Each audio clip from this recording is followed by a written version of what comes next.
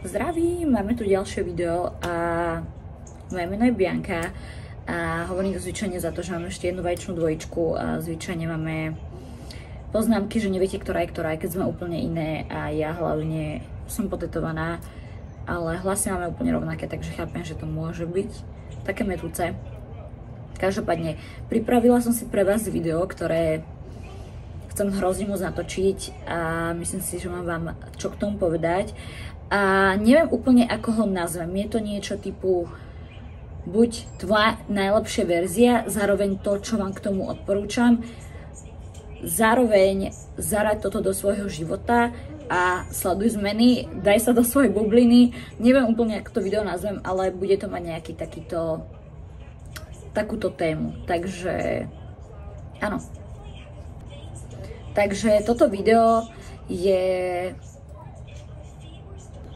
Takže ináč neviem, či mám byť viac začie, alebo prečo je nepríjemné, asi nejak takto. OK, tak môžeme ísť na to video. Joshua je hore, možno budete počuť.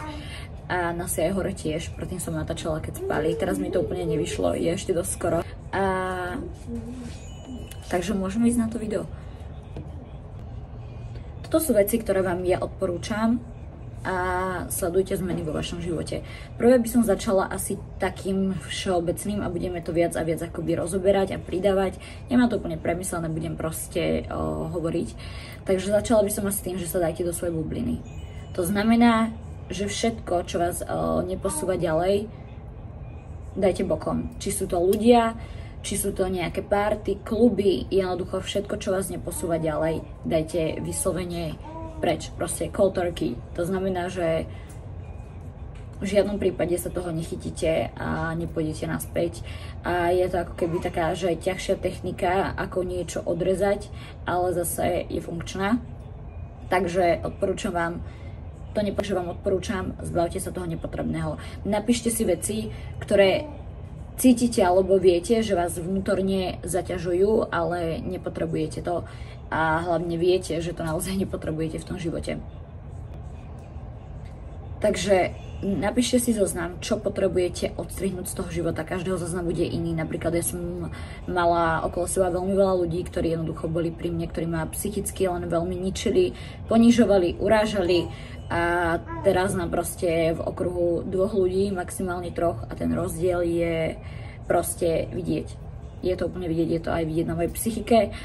Takže to vám odporúčam. Ďalšie sa k tomu viaže, naučte sa hovoriť nie. Z začiatku to bude veľmi ťažké, budete sa cítiť blbo, a hlavne ako človek, čo je empat, tak je to pre mňa to bolo náročné sa naučiť. Pochopila som to až 25 rokov, že povedať nie je tvoja ochrana a nie je to niečo, čoho by ste sa mali báť. Z začiatku vám to bude nepríjemné, ale potom sa do toho dostanete a uvidíte, že to budete hovoriť častejšie, než si myslíte. A jednoducho nebudete robiť veci, pri ktorých máte len trošičku pocit, že by ste ich robiť nemali. Ďalšiu vec, ktorú vám odporúčam, je začať s minimalizmom. Ja som začala s minimalizmom, keď som mala moje veľmi ťažké obdobie pred 3, skoro 4 rokmi. A bolo to tým, že som sa cítila hrozne preplnená myšlienkami. Jednoducho, čím viac vecí máte, tým viac vecí máte v hlave, o to viac vecí sa musíte starať, o to viac chaosu máte v živote, o to viac vecí máte v priestore, na očiach. To, čo vám odporúčam, je začať minimalizmom. Začína sa vlastne ten minimalizmus, akoby tak ten prvý krok je ten, že začnete veci vyhadzovať, zbavovať sa alebo darovať. Jednoducho začnete sa zbavovať veci, ktoré tam len tak sedia, ktoré naozaj nepotrebujete. Sú rôzne techniky, napríklad, že každý týždeň sa zbavíte 2 vecí, lebo niektorí ľudia majú citovú väzbu k niektorým veciam, ale koniec koncov koľko razy si spomeniete na veci, ktoré máte doma a len vám tam stoja.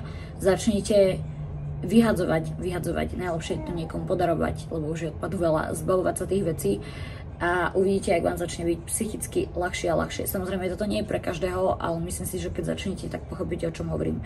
Takže vám odporúčam minimalizmus, robí to veľké divy, aj ak trpíte úzkosťami. Ďalšia vec, čo vám odporúčam, spravte si nejakú rutinu. Každého rutina bude vyzerať inak, ale opakujte tú rutinu a vy ju časom aj tak vylepšíte a budete aj časom meniť, záleží, aké máte obdobie, na čom zrovna pracujete, ale dookola to opakujte. Snažte sa mať rutinu, ktorú budete opakovať dookola, tak sa budete lepšie posúvať, budete mať akoby nejakú istotu v živote, čo ľudia napríklad, ktorí mávajú úzkosti a podobne, im to môže naozaj veľmi vyhovovať. Ďalšia vec, čo odporúčam, s ktorou aj ja celkom akoby bojujem, ale nie skrz to, že spím veľa, ale kvôli tomu, že ja som človek, ktorý je kreatívny a som nočný tvor, ale teraz už, ak som sa odsťahovala, už mám konečne naspäť veľmi dobrý režim a za každým si uvedomujem to, že keď vstávate v skorej a nie, že ak máte budík, tak vstaňte pred budíkom, alebo vstaňte jednoducho pred budíkom. Je to z toho dôvodu, že nebudete mať taký ten úzkostný pocit, alebo že niečo nestíhate, jednoducho budete mať pocit, že aj z toho dňa, že všetko ide príjemnejšie pre váš prospech, budete mať pocit tej kontroly nad vašim časom. Takže toto vám odporúčam, stávajte pred budíkom, aj keby to má byť 20 minút, aj keby to má byť 10 minút, čítajte si, zameditujte si, čokoľvek. Ďalšiu vec, ktorú vám naozaj odporúčam, už som to hovorila niekoľko razy a aj to budem stále opakovať a budem na to apelovať, a to je: začnite sa modliť. Naozaj, ak si myslíte, že sa vám nedieje v živote to, čo by ste chceli, tak pravdepodobne bude to tým, že sa nemodlíte a kedy naposledy ste sa pomodlili, ste o niečo požiadali.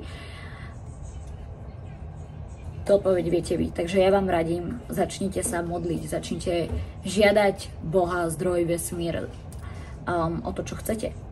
Je to podľa mňa veľmi kľúčové, ak chcete dosiahnuť v živote to, čo dosiahnuť chcete, a nechcete v tom živote len plávať, aby vás to hádzalo kade-tade. Ďalšia vec sa k tomu nadväzuje, je vďačnosť. Toto je veľmi, veľmi kľúčové. Buďte vďační,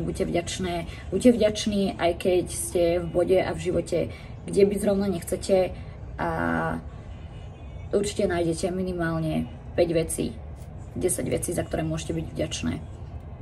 Napríklad, že môžete chodiť, máte zdravé telo, napríklad, že máte strechu nad hlavou. Buďte vďační, buďte naozaj vďační a hľadajte, ak si myslíte, že nemáte byť za čo vďační. Núďte, doslova vám hovorím, že prenúďte sa do toho, aby ste niečo našli a kľudne si to píšte. Spisujte si to, za čo ste vďačné, a je to z toho dôvodu, aby vám to obratilo tú energiu na ten pocit, z toho pocitu.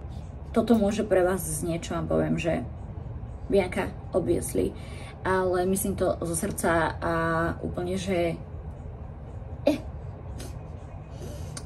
že vážne a snažte sa to zobrať vážnejšie, než len jedným uchom a druhým von, a to je: venujte a dávajte energiu len tomu, čo vás bude posúvať. Nikde inde tú energiu nedávajte, len tam, kam vás to jednoducho posunie. Takže naozaj začnite dávať tú energiu len tam, čo vás posúva, kto vás posunie, či to je hudba, či sú to citáty, či sú to Instagramy, či to sú TikToky, či je to čokoľvek, čím sa obklopujete. Začnite dávať svoju energiu, svoju pozornosť len tam, čo vás naozaj že posunie. Naozaj nikde inde. Snažte sa fakt, že fokusnúť len na to, čo vás niekde posúva. Jednoducho, každá distrakcia, zbavujte sa čo najviac tých distrakcií, všetkého, čo vás posúva nižšie, čo len trochu, dajte to preč. Či okruh, ktorý vás ťahá von, poďme piť, poďme sa flakať, začnite sa stretávať s ľuďmi, ktorí vás budú niekde posúvať. Ja viem, že teraz to môže byť také, že však nikoho takého v živote nemám. No v tom prípade si ten kruh musíte úplne vyčistiť, takmer úplne, že na nulu, a vy budete vibračne už úplne inde a vy musíte aj ten priestor pre tých ľudí vytvoriť. To sa jednoducho úplne nedá, že máte staré vzorce a očakávate, že mu tak prídu nové. Musíte ten...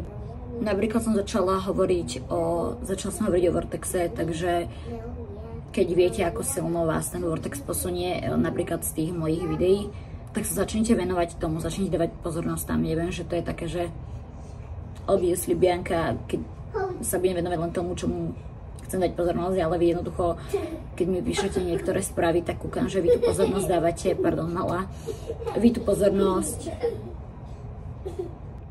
že tú pozornosť jednoducho dávate na veci, ktoré vás úplne že znižujú, a to brutálne. Proste si sadnite a zamyslite sa. A to je takto narýchlo. Mala už vymýšľa, ale je to pár vecí, ale ja si myslím, že netreba to zbytočne ten život ešte viac komplikovať.